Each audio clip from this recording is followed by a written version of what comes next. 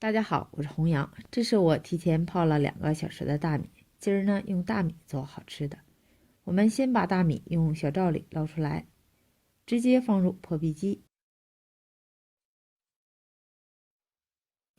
加200毫升的纯牛奶，按果蔬键榨成米浆。将榨好的米浆用细罩里过滤一下，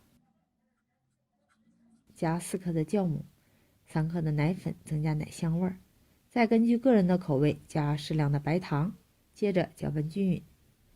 然后再逐渐的倒入380克的面粉，煸到冰搅，把面搅成絮状，淋入10毫升的熟油，再下手揉成一个光滑不粘手的面团，放到阳光处开始发酵。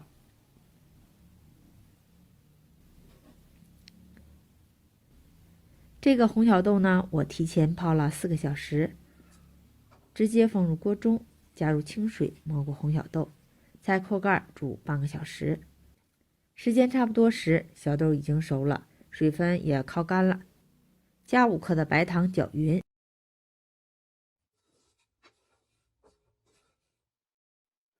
装入碗中放凉备用。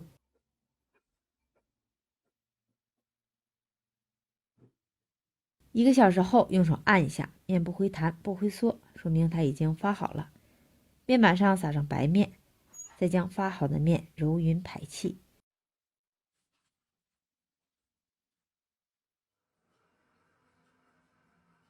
搓成长条，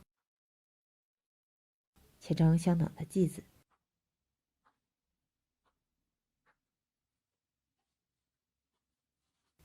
再依次把每个剂子都揉匀，并且搓成小长条。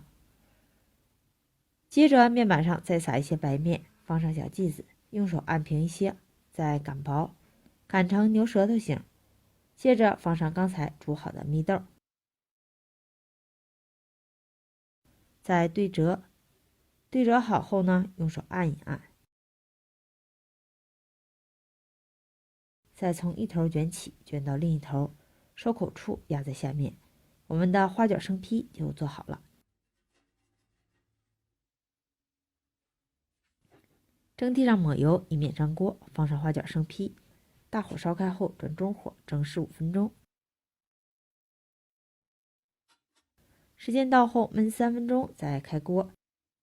用大米做的花卷，颜色特别的白，浓浓的奶香味儿，咬上一口还有好多蜜豆的香，真的特好吃。